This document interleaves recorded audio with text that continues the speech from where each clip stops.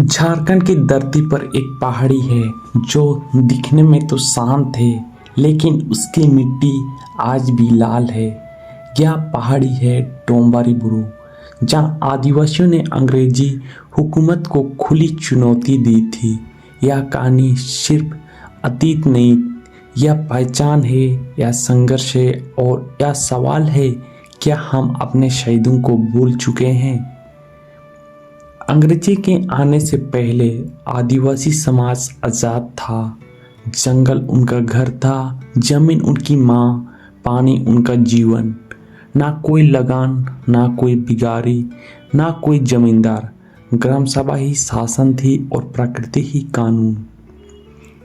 18वीं सदी के अंत में अंग्रेजों ने कानून के नाम पर आदिवासियों की आज़ादी छीन ली। जमीन पर जमींदार, जंगल पर सरकार, आदिवासी बनाम मजदूर, बेगारी जबरदस्ती करवाई गई, टैक्स बढ़ाया गया और विरोध करने वालों को सजा मिली।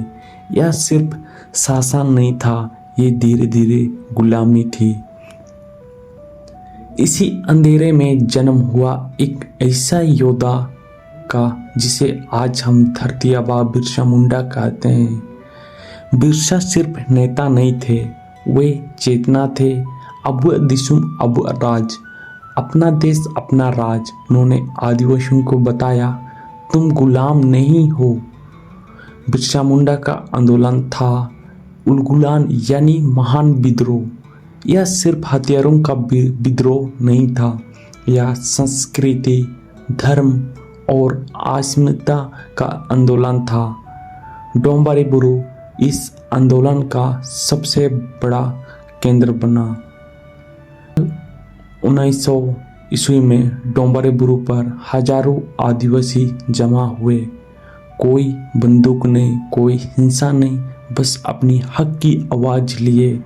लेकिन अंग्रेजों ने इस विद्रोह घोषित कर दिया। बिना चेतावनी अंग्रेजों ने गोली चलाने का आदेश दिया और वहीं पर कई स्त्रियां गिर पड़ी, बच्चे चीखते रहे, पुरुष आखिरी सांस तक लड़ते रहे। लाशों को पहाड़ों से नीचे फेंक दिया गया। यह इतिहास का काला दिन था। आदिवासी समाज का पहला संगठित जनसंहार। आज स्कूलों की किताबों में डोंबारी बुरु नहीं मिलता, लेकिन गाँव में आज भी बुजुर्ग कहते हैं यह पहाड़ी शहीदों की है। इतिहास ने इसे दबाया, लेकिन आदिवासियों ने नहीं। आज भी जंगल जमीन खतरे में। डोंबारी बुरु हमें याद दिलाता कि आज़ादी भीख में नहीं मिलती। ये पहाड़ी आज भी सवाल पूछती है। डोंबारी बुरु सिर्फ एक जगह नहीं, यह शहादत है, यह चेतावनी है और यह पहचान। जब तक आदिवासी इतिहास जिंदा है, डोंबारी बुरु अमर रहेगा।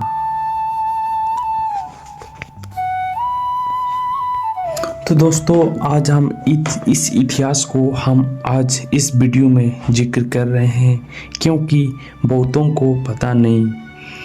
आज है 9 जनवरी 2026।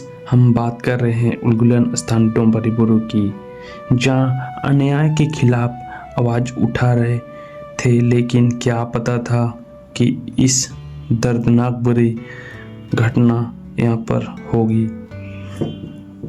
इस बलिदान में बच्चे से लेके जितने भी अनुयायियों और बिरसा भगवान के सारे साथियों, यहाँ पर सैकड़ों आदिवासी शहीद हुए।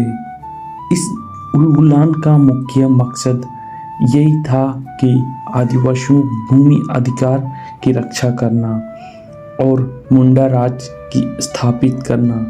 तब डोंबारी बुरु पर अंग्रेजों ने अंधाधुंध गोलियां बारी की, जिसमें कई आदिवासी शहीद हुए और बाद में बिरसा को भी गिरफ्तार किया गया। कहा जाता है कि उस समय डोंबारी बुरु पर बिरसा मुंडा और बहादुर आदिवासी और साथियों, समर्थकों और उनके अनुयायियों ब्रिटिश शोषण के खिलाफ अंतिम लड़ाई भी लड़ रहे थे। इसलिए ये दिन को हम शहादत दिवस के रूप में बलिदानों की श्रद्धांजलि देने लोग दूर दूर से आकर श्रद्धांजलि अर्पित की जाती है।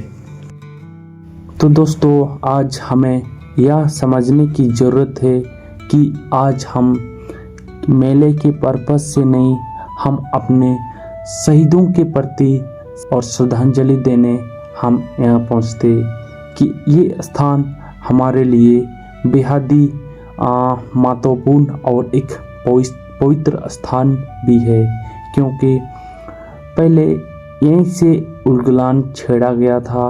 भगवान बिरसा मुंडा और सारे अपने साथियों के साथ यहीं से अंग्रेज़ों के खिलाफ उलगुलान शुरू हुआ था, क्योंकि अपना हक और अधिकार के लिए जो आज हमारे धरती बची है तो इन्हीं के लोगों से बची है।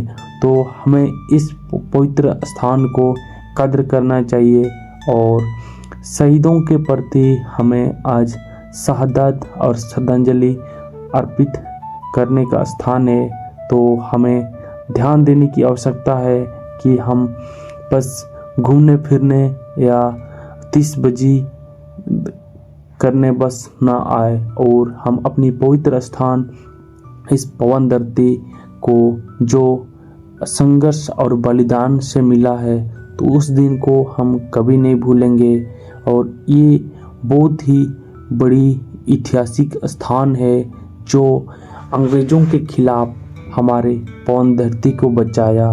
तो भगवान बिरसा मुंडा जो आज हमारे बीच अंग्रेज़ों के खिलाफ जो लड़ाई लड़े अपने साथियों के साथ, वो बहुत ही बड़ी बात है, क्योंकि अगर वो लड़ते नहीं तो शायद वो अपना हक और अधिकार हमें छीन लिए जाते। तो आज उसके लिए हम यहाँ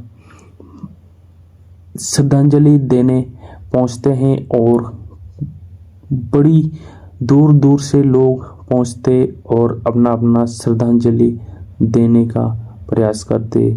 लेकिन आज हम अपना पवित्र स्थान को कुछ